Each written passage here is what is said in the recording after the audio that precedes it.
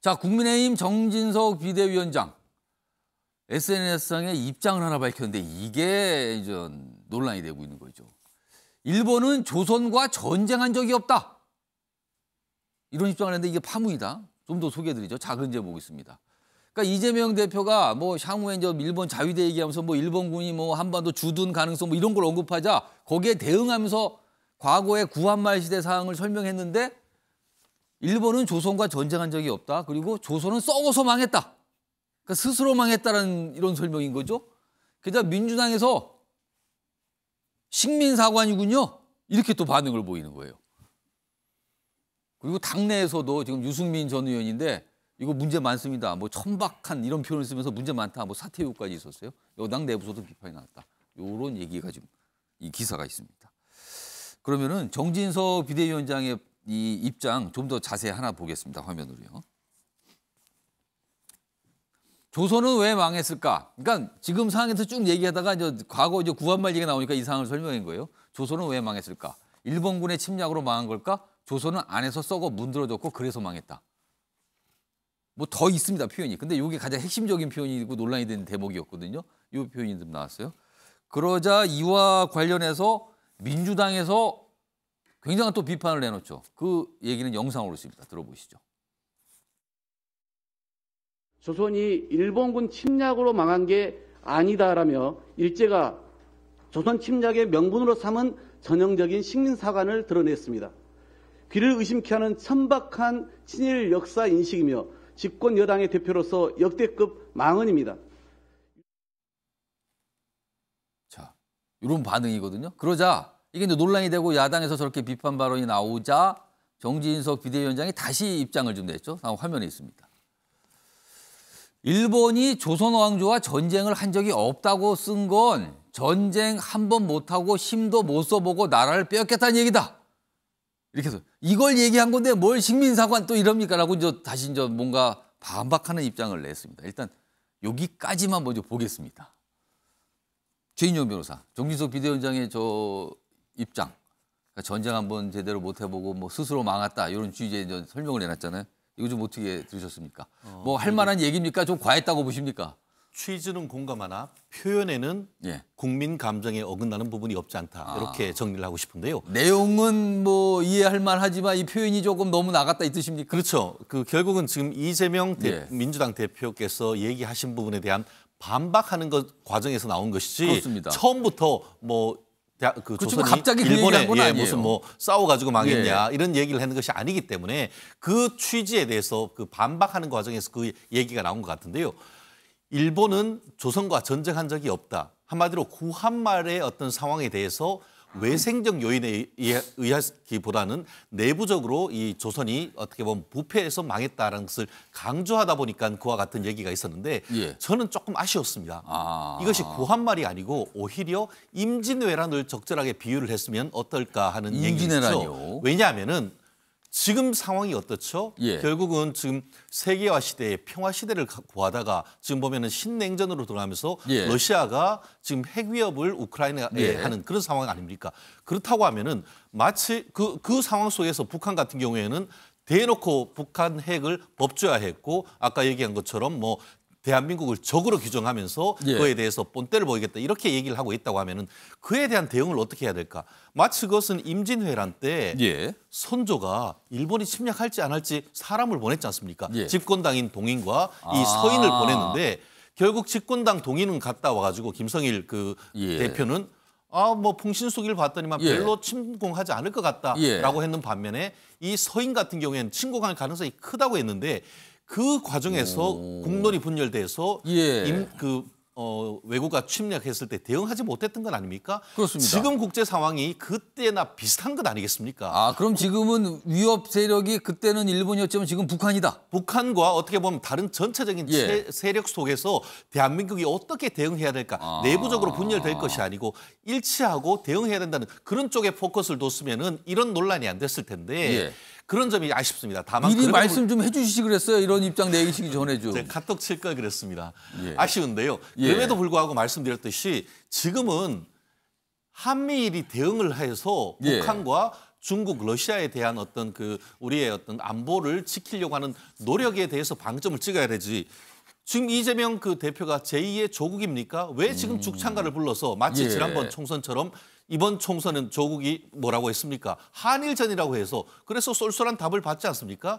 국민 감정에 지금 대응해서 예. 싸울 때가 아니란 것을 많은 국민들은 지금 얘기를 하고 싶은데 예. 그 과정에서 정진석 비대위원장님이 조금 지나치게 국민적 감정을 자극하는 얘기를 해서 예. 그 민주당의 대응을 희석했다는 점에서 저는 상당히 아쉽습니다. 김종욱 전 장관, 좀 뭐 민주당에 계시니까 정진석 비대위원장의 발언은 어떻게 평가를 좀 하시겠습니까? 매우 부적절하다는 말로는 표현이 안 될 정도로 문제가 있다고 저는 생각하지요. 예. 반헌법적이죠. 우리나라 헌법이 뭐겠습니까? 상해 임시정부의 법통을 이어받은 겁니다. 예. 상해 임시정부가 뭐했습니까? 일제랑 싸운 겁니다. 저항을 한 거죠. 예, 저런 말씀하시는 예. 건 법통, 그러니까 헌법적 가치에 대해서도 제가 볼 때는 인정하지 않으시는 것밖에 안 되기 때문에 매우 문제가 많은 발언. 그렇게까지 또 글로 연결될 수도 있다 이게. 예, 그다음에 또 하나는 그리고 반역사적이세요. 뭐 예를 들면 조선 왕조는 무능하고 무지하면 침략 당해도 됩니까? 점령 당해도 됩니까? 제가 볼 때는 이건 거의 제국주의적인 시각이신 거예요. 이렇게 말씀하시는 거. 그리고 조선이 전쟁하지 않았다? 말도 안 되는 말씀이에요. 동학농민군들이 누구랑 싸웠습니까? 일본군과 싸웠습니다. 1907년 군대를 갖다 없앴을 때 4년 동안 싸웠습니다. 예. 소위 우리의 조선, 그 당시에 대한제국 같은 경우는 열심히 일제와 싸웠습니다.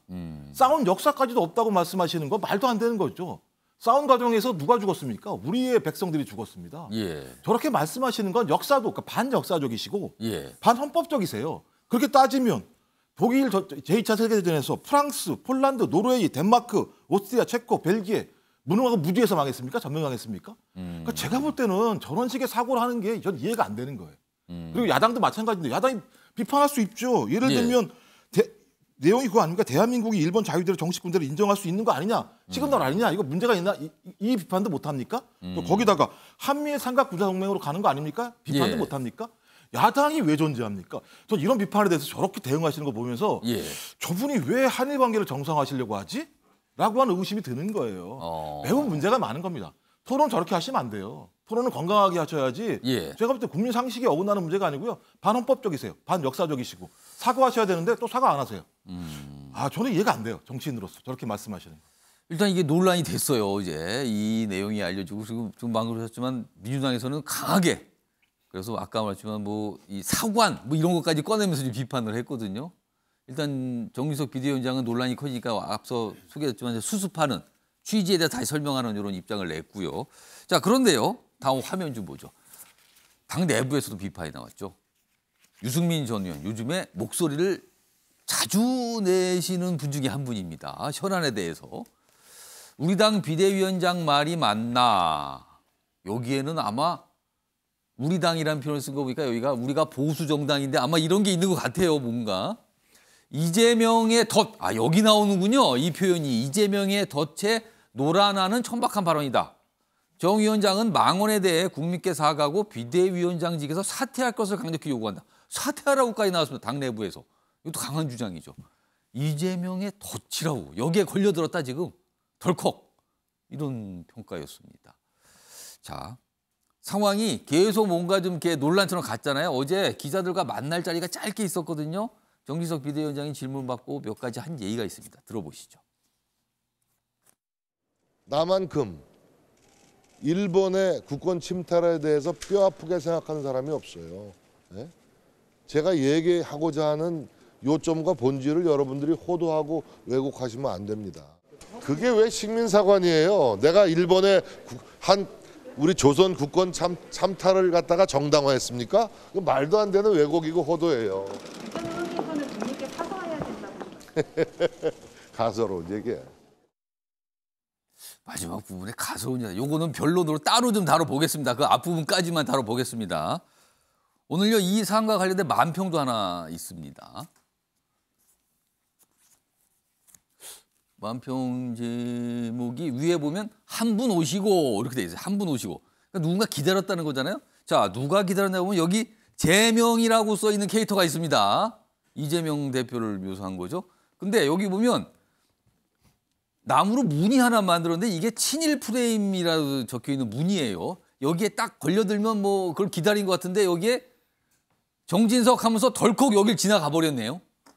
일본은 조선 왕조와 전쟁을 한 적이 없다 하면서 덜컥 기다렸는데 여기서 기다렸다는 듯이 지금 딱 보고 있는 거죠. 뒤에서는요. 한미일 연합훈련을 한 군인으로 보이는데 굉장히 당황한 듯한 지금. 그러면 여기를 지나가면 안 되는데 지나간 것 같다는 이런 분위기가 풍기는 거죠. 그 뒤에 위에 보면 위에도 있네요. 위에는 북한이 있어요. 뭐가 날아가면요. 미사일이 지금요. 지금 상황을 다 묘사했습니다. 그리고 한 분 오시고 그리고 뒤에는 또 누가 오시나 뭐 이런 게 생략된 것 같죠. 이 만평에서는. 이 얘기 좀 해보겠습니다. 조정훈 의원님. 예. 그러니까 유승민 전 의원이 말한 이재명의 덫에 걸려든 거다. 그렇게 보십니까 지금? 예, 저 할 얘기가 진짜 많은데 예. 저 박영석님의 만평이 정말 적절한 것 같습니다. 예. 일단 정진석 비대위원장님은 뜻이 어땠든 그 표현이 부적절했다고 저는 생각합니다. 예. 이럴 때는 정치인은 고개 숙이고 사과하는 게 얼렁 이런 건 가장 사과해야 지름길이다. 좋다. 이거 증폭시키면 증폭시킬수록 그야말로 상대방의 덫에 넘어가는 꼴이다. 그냥 충고 어린 조언을 드리고요. 이재명 대표의 저 발언 변한 게 없다. 매우 안타깝습니다. 김대중 대통령과 오부치 총리가 소위 DJ 오부치 선언을 한 게 1998년 10월, 예. 딱 25년, 24년 전입니다. 예. 그때 아이가 태어났으면 이제 대학 졸업할 나이. 그러네요. 그때도 많은 국민들, 특히 소위 진보 진영이라는 쪽에서 우리 영토를 열어주는 거다. 우리 이제 외생 문화가 우리를 점령할 것이다. 점령은커녕 우리가 이제 K-팝을 만들고 일본 당시 일본 문화 개방 이것도 대단한 이슈였죠. 예. 코로나 전에는 우리 국민들이 일본 여행객이 1000만에 이르렀습니다. 예. 이렇게 우리 국민들은 이제 친일 반일 프레임으로 살지 않습니다. 일본에 대해서 더 당당하고 예. 물론 부끄러운 역사가 있고 아까 말씀드린 우리 일제의 침탈에 대해서 분노하는 마음은 있지만 그걸로 일본 방문 안 하는 사람들 아니거든요. 예. 그래서 이런 친일 프레임을 좀 이제 좀 끝냈으면 좋겠다. 제가 더 부담스럽고 걱정되는 건 이게 예. 덫이면 좋은데 만약에 이재명 대표가 이걸 진짜로 믿고 있는 확신범이시면 어떨까?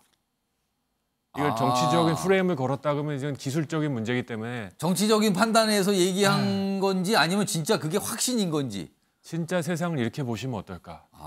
2022년에 아직도 일본과 손잡으면 정치인이 일본에 대해서 조금이라도 긍정적 얘기하면 친일 프레임을 매국노다라고 판단하시면 어떨까? 세상 그렇게 단순하지 않거든요. 예.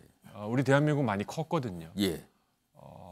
정말 당당한 외교, 당당한 국방, 그리고 합리적인 민간 외교를 통해서 예. 이제 그 길하고 이제 일본을 우리가 품어야 될 시간이 오는데 이런 발언, 거대 야당, 169석의 예. 야당 대표가 이런 발언을 한다.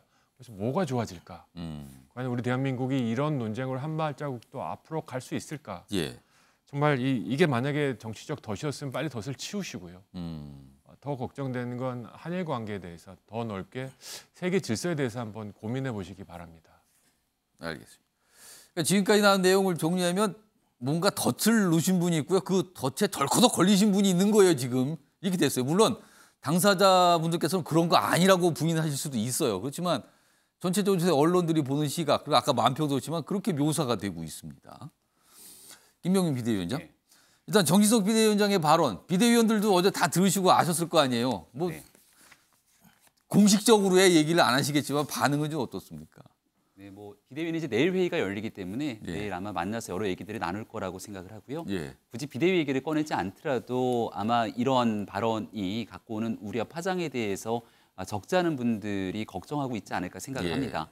왜냐하면 이재명 대표가 꺼냈던 이 극단적 친일 국방 등에 대한 예. 발언들이 얼마나 심각한 문제를 갖고 있는지를 모두가 다 잘 알고 있고 지금 이 같은 사태가 계속해서 벌어지는 순간 가장 웃으면서 이 사안을 바라보게 되는 건 결국 북한의 김정은밖에 없다고 저는 생각합니다. 사실은 결과적으로 그렇게 돼요. 사실은요. 네. 앞서 최진영 변호사님이 아주 정확한 얘기를 해주셨는데요. 예. 1592년 임진왜란 전에 있었던 바로 한 해 전 1591년 통신사 황윤계가 부사 김성일의 그 보고. 지금으로 치면 여야가 같이 갔다 온 거죠? 그럼요. 갔다 예. 오고 난 뒤에 보고에 대해서 사실상 1년이라고 하는 황금 골든타임을 허비한 것 아니냐는 역사의 지적을 우리가 고스란히 받아들여야 되는데 지금 여당과 야당이 이 문제를 가지고 북한이 미사일 도발 그리고 핵실험을 앞두고 있는데 우리끼리 일본을 두고 과거를 다시 끄집어서 얘기를 하고 있습니다.